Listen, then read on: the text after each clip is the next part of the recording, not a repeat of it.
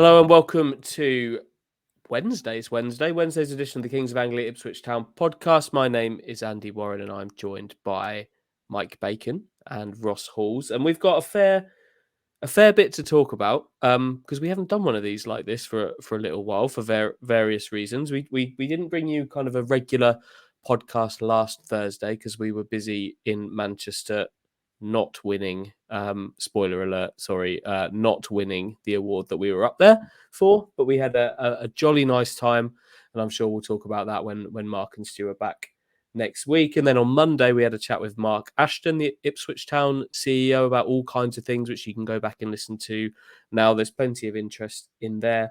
But as a result, we haven't brought you a podcast like this for a little while. So we're going to do one today on the back of an exit from the Papa John's Trophy, sadly. But there was also a pretty decent victory over Exeter in there to discuss as well. So Mike and Ross, let's chat. Let's chat. I couldn't agree more. Let's chat. What should we chat about? Let's start with that Exeter game, Andrew. I'm going to call you Andrew when we get on the more serious points, which this is a serious point, Andrew.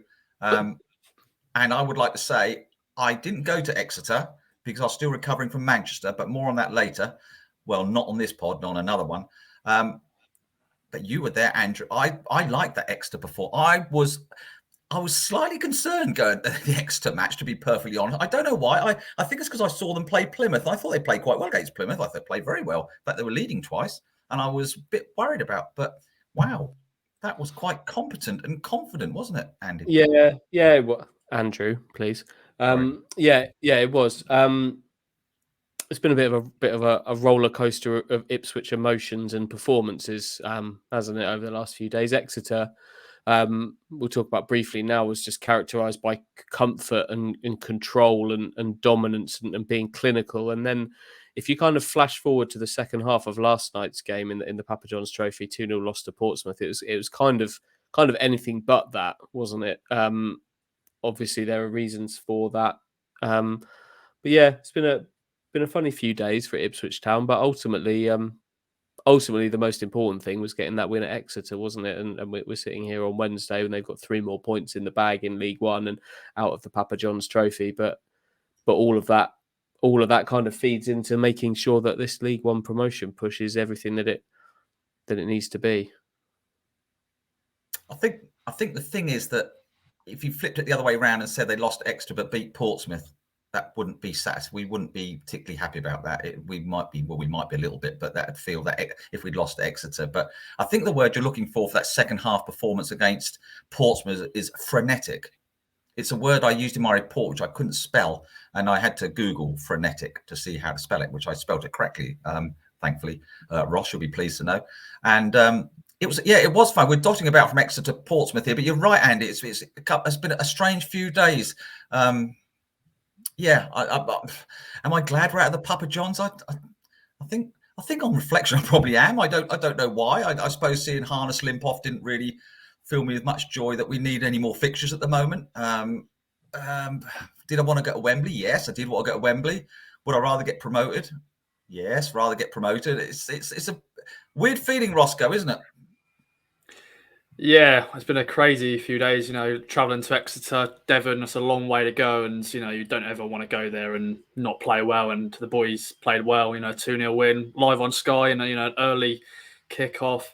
And then going into the Papa John's Trophy game, yeah, I think, once again, I was pleased with the strength of the squad because we go in these competitions and we always think, are they going to drop players?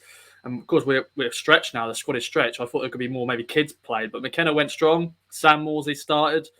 Papa John's Trophy, if you ask me, do I care about it? To an extent, I do, because there's a prize to go to Wembley for the 4th year in a row in this competition. We're knocked out early doors.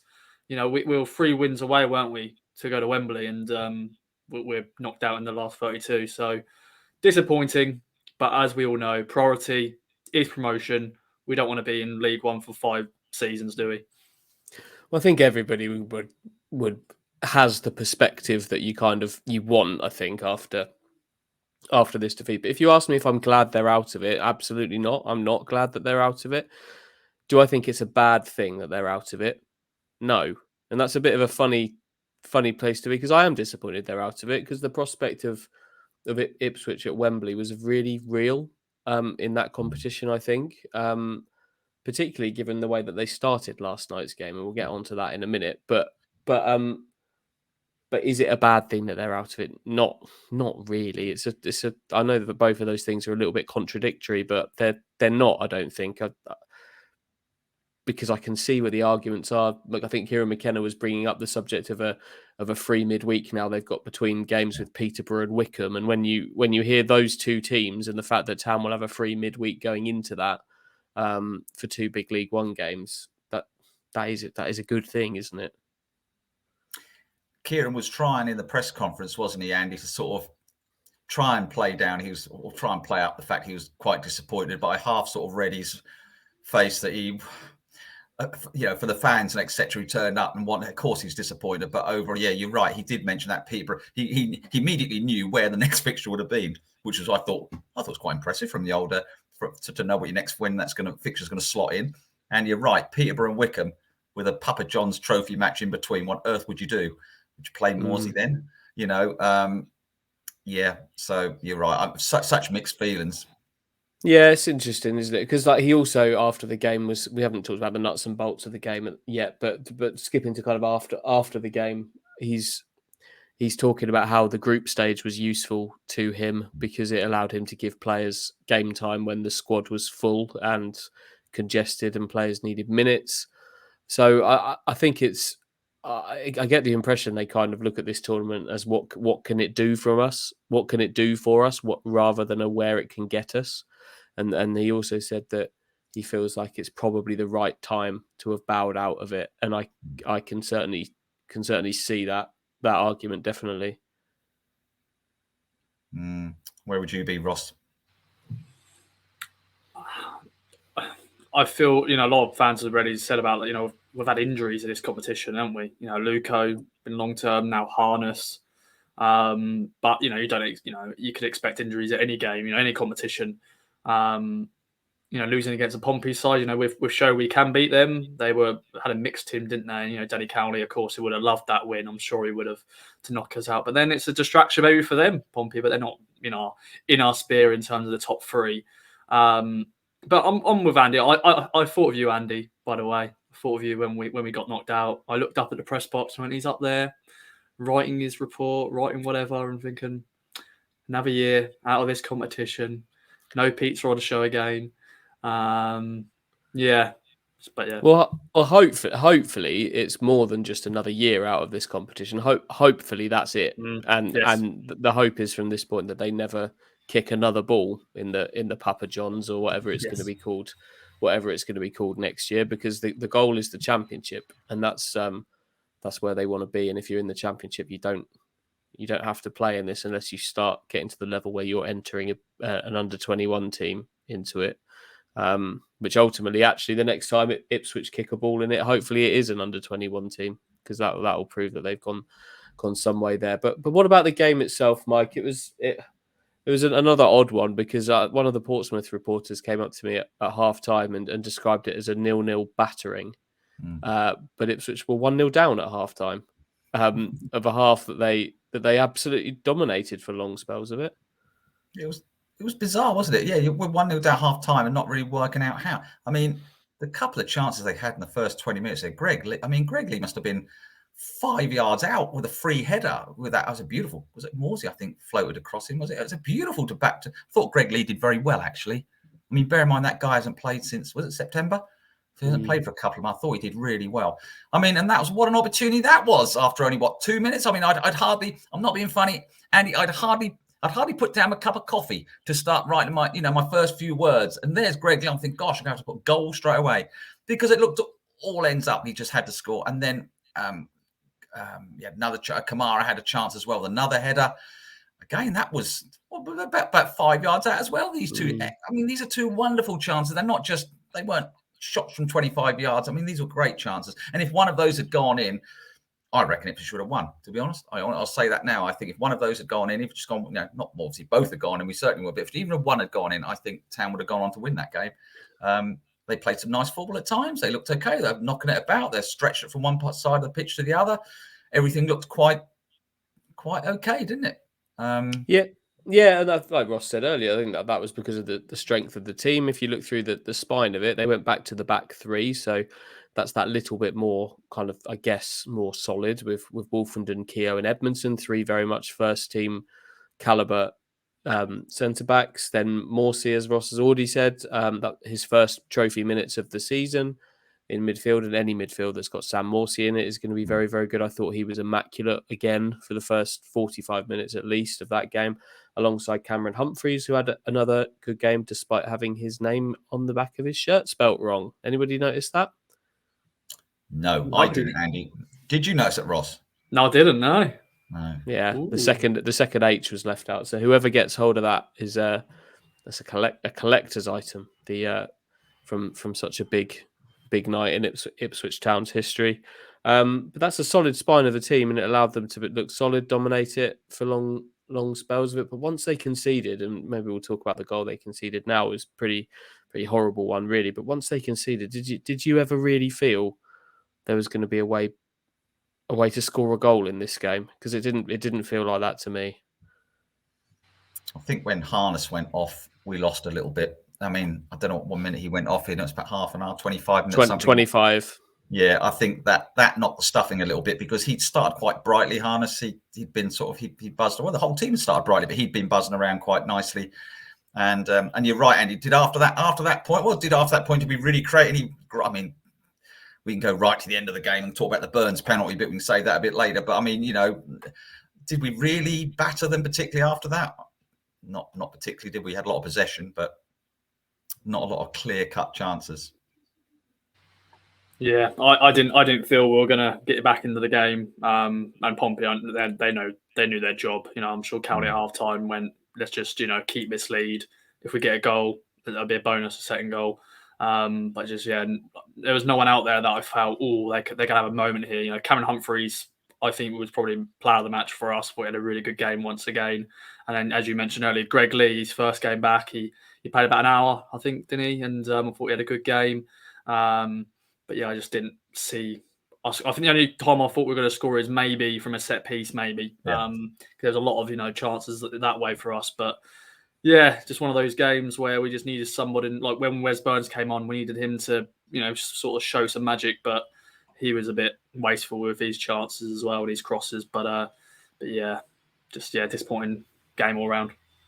I think any game where you end up with a centre back up front, which Cameron Burgess was at the end, that's never a great sign of how a night's gone. I feel sorry for Caden Jackson in many ways, because he always puts the effort in, but he's the kind of player that he has to be kind of used and fed in a certain way. And Ipswich weren't able to do that last night. They couldn't get him in behind. They couldn't get him running. And I think there's definitely a reason to suggest that actually he's a better option as a wide player for Ipswich these days. But looking at Town, we'll talk about the injuries in a minute, because that's the big takeaway from this. But looking at Town, they looked set up to try and do what they did and come out fast and try and win this game from the start, whereas Portsmouth looked slightly different. Their bench was packed with like senior players. They brought on Raggett and Karoma and their main man up top, Colby Bishop. In the second half, they looked like they were more prepared to go for it from the bench, almost. Like Ipswich were happy to go with what they went with, although it actually sounds like McKenna, that was a bit grudging from McKenna's point of view. They went with a stronger team than they maybe wanted to because of the absences. So I think Portsmouth probably wanted to progress in this competition more, and ultimately they have. I think you're absolutely spot on, Andy. If Ipswich had won, they'd have taken it, would have moved on to the next round of the Papa Johns and looked forward to it.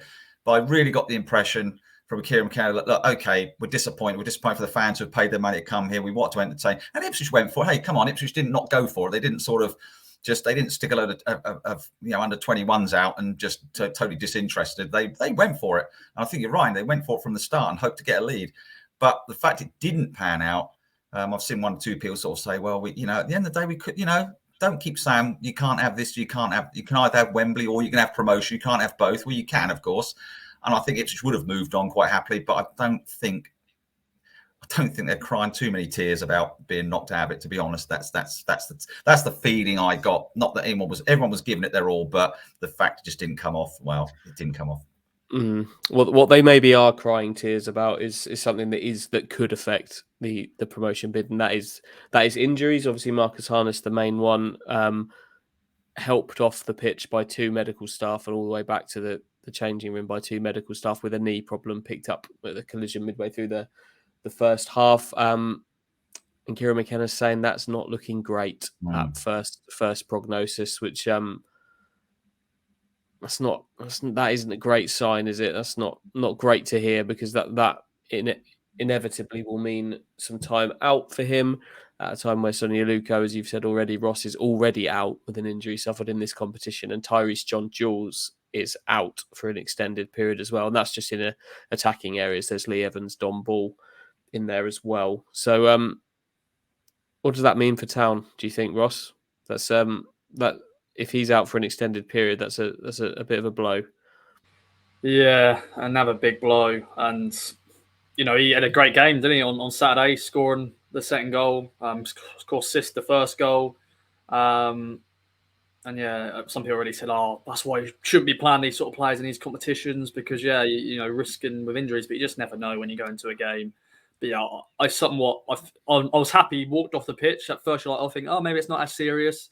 But when when he's down for that long, you just think, here we go. And yeah, I know he's been up and down his Town career so far, Harness. I think, he's had a few good performances, some, not so good in terms of some of his loose passes. But it's another, it's a position where we were, stacked in for a while, weren't we? But now, Harness, John-Jules recently as well. I know Kamara's come back. But he played on Tuesday night as his first start one for Town, and but he still need to get full up in speed. But yeah, it's another player that who is our regular starter. Harness has been playing pretty much week in, week out, and to lose him, and we've still got a good month until the January transfer window, so players are going to have to really step up. But yeah, it's disappointing to see him go off, and wish him all the best. Big one for Kyle Edwards, I think. I don't think he'd have been playing if Edwards hadn't been suspended for this game. But Edwards, with every one of these injuries, Edwards is getting that bit closer and closer to having to be a regular starter, which is probably a good thing for him, but not so much for Ipswich losing that depth, Mike. But there is at least still Kyle Edwards, Connor Chaplin, Wes Burns. That's a 3 behind a striker that's pretty good. It's just the depth beyond that's going. Well, it's opportunity. It's opportunity knocks now, isn't it, Andy? Which, of course, was a television program which you won't remember from many years ago. Well, you might do, but no, opportunity knocks now, doesn't it? You don't remember it, no. Look, Ipswich have got a strong squad and it's being tested to the limits. You've still, however, got a strong starting 11. Whatever, you've still got a strong starting 11. You just now lost that depth on. You're going to lose that depth on the bench, probably. That's what's going to happen. But it's for likes that Freddie Ladapo stepped up recently. Edwards has been having some good matches recently. Wes Burns, we know, is very capable. So is Connor Chaplin. It's just that lack of depth now. If something happens to them, they've got this. Those 4 in particular. Going to be carrying a lot of weight on their shoulders for the next 2 or 3 weeks, I would suggest, up to the transfer window in January, which I would suspect Ipswich are going to be quite lively in now, even more so with knocks and bangs and this, if they weren't going to be in the first place. So, yeah, you still got you still got a quality starting 11, so there's no need to panic. The 11 that starts most Ipswich Town games is a strong 11 for that league. It's just that we've always been looking at the bench, haven't we, going, wow, look at that bench, and it's not quite going to be the same. There's another slight worry over Freddie Ladapo as well, who was on the bench last night, but wasn't ultimately an option for Kieran McKenna, because just running up and down the touchline during the game, he did something to his calf, and they didn't want to risk it. I think it was just a precaution at that point. But having already lost Marcus Harness in the game, you don't then throw somebody on who's got a calf problem. There was some slightly better news on Janoy Danasi and Connor Chaplin and Leif Davis. Leif Davis notably actually came off in the Exeter game with injury. All 3 of them picked up knocks in that game. None were involved against Pompey, but they're all okay. They're all fine. So losing Leif Davis would have been a big one as well, even if Greg Lee is back in the picture. And then you're right, Mike, he did look good. He didn't look like a man who'd had a couple of months out with a fracture in his leg, did he? I think it's the exact same player that we kind of saw Ipswich lose in September, has come back at the first time of asking, which is a really big plus. But Panichi Kamara still is getting up to speed in there, isn't he? He lost some balls last night, the technical side of it, kind of in that upper top third of the pitch, a bit lacking, I thought. Yeah, I think he's still a little way away, isn't he, Andy? Not that sharpness of the quick movement, quick ball, but he's very enthusiastic, gets hold of the ball, he obviously works hard.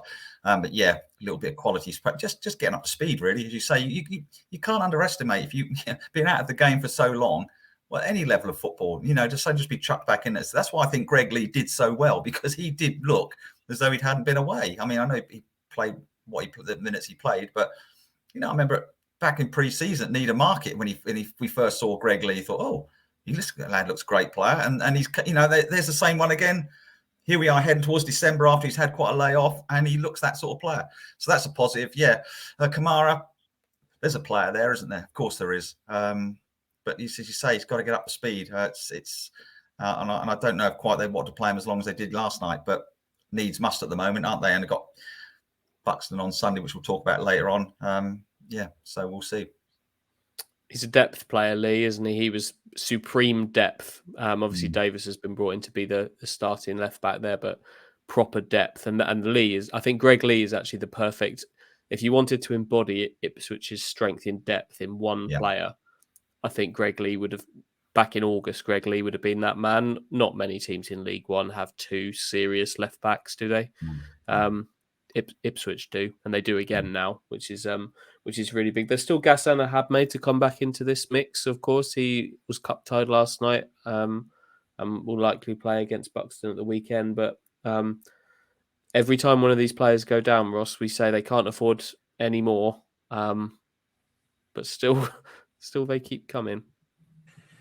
Yeah, and Mike, you said a perfect word. That's the one word I was trying to think of when I last spoke, was depth. We used to look at our bench, go, wow, that's a League One bench. Now it's like, oh, he's getting a bit, we're not panicking just yet, but you're like, think two more injuries, you're like, oh, here we go. So we are going to be filling that bench with kids. And of course, there's always going to be their little violins from League One clubs, thinking, you guys are going to be strengthened in January. But, if they keep stacking up, you're like, oh, who's going to come in? Pray Ladapo's fine and he'll be fine. But once again, that was an area we were struggling for a little while. Like, we had no strikers because, they're dropping like flies, which is always the phrase. But yeah, a few more, you're like, oh, you're worried. But I think the only position currently that's safe is defensively. We've got that is solid. For his famous last words, hopefully I'm not jinxed it. Sorry, everybody. But yeah. Please no more, because we're doing all right with injuries for the first period of the season. We're like, oh, here we go. We're a new town, no injuries, but now the injury curse is struck, and it's like every week we're like, got an update yet? He's out. He's suffered this, blah blah blah. But yeah, it's part of the game, isn't it?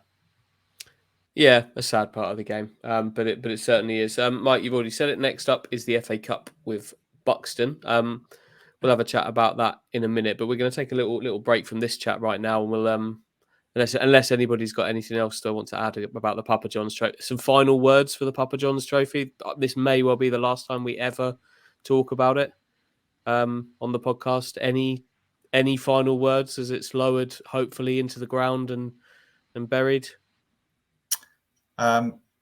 Just the lack of pizzas, really. That's all I want to say.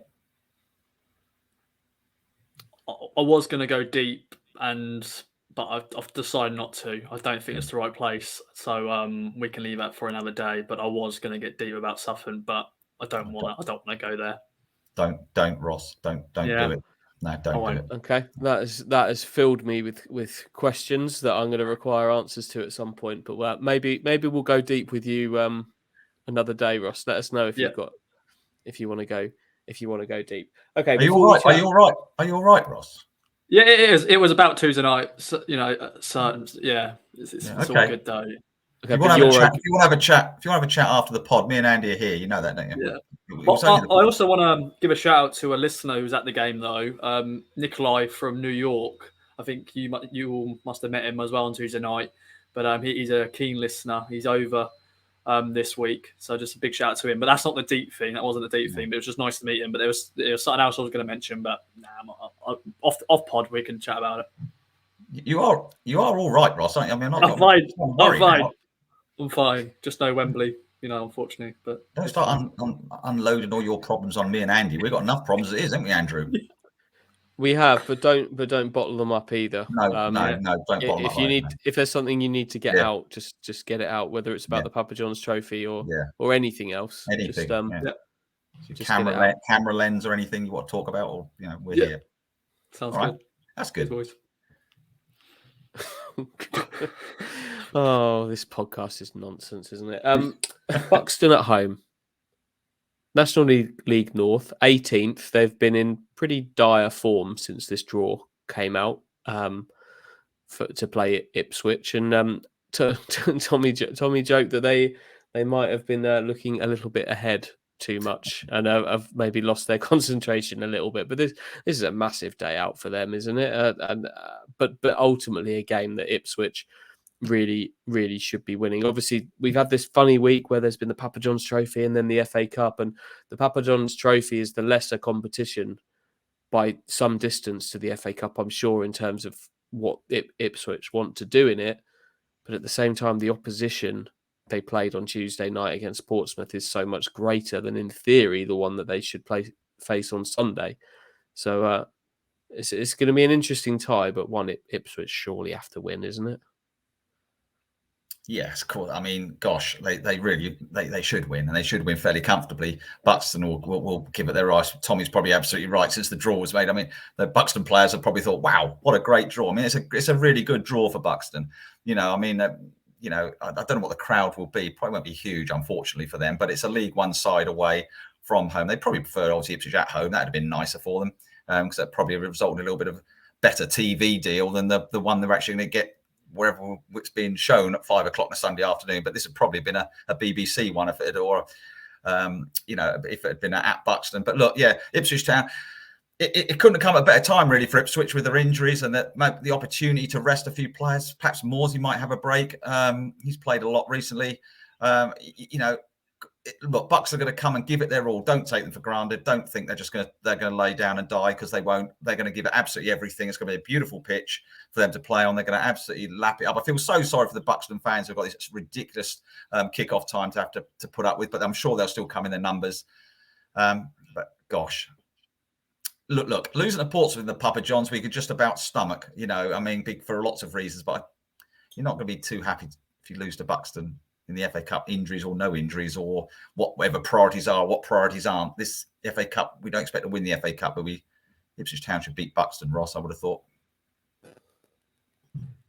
You hope so. There's cup shocks. You always look forward to it. I remember we were speaking a few weeks back, when we played Bracknell, we like to actually be there and experience one of those FA Cup, non-league versus, David versus Goliath. This is a very different one because we're at Portland Road this time around. 5 p.m. kickoff. We already talked about it already. That is ridiculous. That's when you should be having your roast dinner and chilling at home and with the family. But it is what it is. For the overseas fans, they can watch it. Buxton versus Ipswich Town in the second round of the FA Cup. But it's an opportunity, boys. Third round, draw time, hopefully. We haven't been able to do that in League One, have we? This is our fourth time we've entered in the first round. We've got through to the second round. This is the best opportunity. But Buxton, going to be a great day out for them. I'm sure they'll remember that. Loads of those players playing at Portland Road probably for the first time. Should be a good day overall. Mike, you pulled a face when Ross suggested that 5 o'clock on a Sunday is roast dinner time. Well, yeah, who has a roast dinner at 5 o'clock on a Sunday? Don't get me wrong. Well, you have it in the pub at 1 o'clock on a Sunday, surely, or 2 o'clock. You might stretch to 4 o'clock but you start to get to 5 o'clock. That's really when your fondant fancies come out, isn't it? Quite frankly, for me it is anyway. And a little cake stand with a pot of English Girl Grey. That's Sunday sort of late tea. Your big old Sunday lunches should already be down. Well, probably with a few pints of Old and Filthy, which I know you drink, Ross, I mean, you're probably sort of half asleep come 5 o'clock Sunday on most Sunday afternoons. This is probably what's annoying you, isn't it? Let's be honest. By this time, usually on a Sunday at 5, what are you doing? To be fair, because I cover the women's team, normally Sundays is my covering women's football, and they normally finish about 4:30. So that is why I'm having my roast in at 5, because that's when I've done all my work. But yeah, if I've normally got a Sunday off, yeah, I'm probably asleep by 5, definitely in the winter month, because I want to cuddle up and near the fire and watch a good movie or two. And yeah, of course, had probably a cheeky pint here and there. Ross, have you got a fire in your upstairs flat? No. Just TV, mate. Put on a TV. Imagine you with an open fire in your flat. Oh, good grief. Yeah. Well, technically it's called a coach house, so it is technically a house, but it's all on one floor. And I've got a garage. So what do you put in there? 'Cause you don't put a car in there. No, just tumble dryer and then just boxes and, just stuff. It was going to be a gym during lockdown. I set up as a gym. And yeah, probably used it a few weeks and I just got bored. So it's just collecting dust now and spiders, some big spiders in there, boys. So if you're scared of spiders, watch out. I bet you put your football programs in there, aren't they? Yeah, actually, to be fair, from the last 2 seasons, and as you wouldn't be surprised, I've got an Adidas box basically from my Adidas trainers, and I've got loads, just piles and piles of programs in there. So if anybody wants some programs, let me know because you can have them. You do have to battle the spiders, though. Yeah, you got an Adidas box, quote. Or where you get your shoe. Shoes. It's basically a shoe box, but of course it's Adidas, so it's branded Adidas. So how many programs you get in there? You get a good 10, probably. 10? But there's loads of boxes. There's like loads. Right. So you got loads of trainers. Yeah. There's hundreds of spider-filled boxes, each with 10 programs in. Yeah. Anybody want them, Ross? You can just have them, Ross said. Yeah, you can have them. Let me know. I'll send them to you. Oh, those poor spiders, they could be moving anywhere. They've settled into your little garage and then some bloke comes and picks them up and takes them back to Saxmundham and they've had to move. Anyone in particular you're looking forward to seeing against Buxton, guys? Ahabme for me. Finally unleashed. I imagine he probably will start this game. It's taken a long time for him to get his Ipswich career going, but I'm looking forward to seeing him. I agree with you, Andy, and I think I like to hope he'll start, to be honest. I must be honest. And I think he'll be bang up for it, to be honest. I think he'll be just the sort of player you want because he's quite a physical player, isn't he? He looks quite well. The little we've seen of him, he'll put himself about a little bit. And I think he'll be so desperate to do well, that I hope he's fit to start and get given that chance. I'd like to say I'm looking forward to him having hopefully a full 90. I think he deserves it if he's fit. I reckon that'll be a stretch to get a full. Nobody gets a full 90 these days, but it'd be a stretch to get him that. But him and Kyle Edwards will play. I imagine he was suspended on Tuesday night, so he'll get a chance. And those are players that you'd think could do the job for Ipswich against a non-league side, shouldn't they? I think Burns might start as well, to be honest. Which I think when you start talking like that, Edwards, Burns. That sort of pace is going to frighten non-league players. That sort of skill and pace is going to frighten non-league players a bit. To be honest, I've known a bit about non-league. Non-league players are very fit and strong and pacey in a lot of areas. But I think likes of Burns and Evans should have too much for that level of defence, really. Yeah, there are others too. Like I imagine Keogh will play again, which should is the kind of figure that you want in these games. Vincent Young should play again. Cameron Burgess came off the bench on Tuesday. I imagine he might start. I'd hope for some more minutes for Lee. Maybe Leif Davis might get a few, and they could share duties a little bit more in this one. But I'd also like to see Xander Saziba get a start in this. If we're talking about Town's sort of final third, being the area they're lacking in numbers, Saziba came off the bench for Harness against Portsmouth, and every time I've seen him, I've been impressed with him. His touch is good, his movement is decent, and he looks to do something positive with the ball every time he gets it. So I wouldn't be against seeing him start for the senior side again. Yeah, I'd like to see it. I've been impressed by him. As I said, I've seen him play under 23s football, and he's always been sort of one of those standouts, and he's played a few Pat John's Trophy games, as you mentioned. He had a good 60 minutes on Tuesday. And it'd be nice to see him in the FA Cup. We saw a few people come off the bench against Bracknell, didn't we? Barjay and who else? The Bababu. Oh God. Jared Buebo. That one as well. He came on as well, didn't he? But it's an opportunity for those players. So would you start him? Would you start him in this game? Maybe Zaziba, yeah. I thought Zaziba. What I liked about him most on Tuesday night was he looked physically capable. That's why he was getting. He got a bit of a battering. He was had on the end of a few hefty old Portsmouth challenges. He didn't bat an eyelid. There's a couple of times I wish he'd shot or did something a little bit more. But being a young player, he's not going to do that. He's going to try and keep the ball moving and do the right thing and keep the ball on the ground and not suddenly let fly from 20 yards. But I was impressed with him, and I'm always impressed with players who at that age can look physically capable of coping, because that's very much part of the battle when you're a young player. Just glancing over at my TV in here at the moment, and it appears that Japan have come from 1-0 down to go 2-1 up against Germany. Well, what are we sitting here doing this for? Then we could be watching the football. I've turned mine off. Well, I've kept mine on, and I've been glancing at it occasionally. I missed both the Saudi Arabia goals yesterday because I had to go up and get out somewhere for half an hour. I only went to go and get some. And we get some grapes. Ross went to get some grapes. Took me half an hour to get some. By the time I come back, it's 2-1. I was it's not the same. It's only live once. Who said that? Somebody said that famously. Sky Sports. That's the ones. Yeah. You specifically left your house just for grapes. Yeah, I had some Greek yogurt in the morning, and I didn't have any grapes, and I like red grapes, particularly red grapes on my Greek yogurt. I do find that very tasty, and I was a bit disappointed. I had a little go at the wife, who just basically stuck two fingers up and walked out to go to work, and that has left me having to go and get my own grapes. So, and when I came back, it was 2-1 to Saudi Arabia, which really did annoy me intensely, because you can watch it back, but that's not the same thing, Andrew, is it? And you're now telling me it's Japan 2, Germany 1, and we've missed it all because we're doing this podcast, Ross. Yeah, it's fine. Good thing nowadays there is so many replays, and so I know we now know the score, so you're not going to get that surprise factor. But you know it's 2-1, but you won't know if what goal goes in when. So when you do watch the highlights back, you go, "Oh, are they Japan going to score here?" They do, and then blah blah blah. So yeah, just remember that. Exactly. You might catch the last 5 minutes if we wrap up now. So should we do that? Now's the time to mention our duo of sponsors.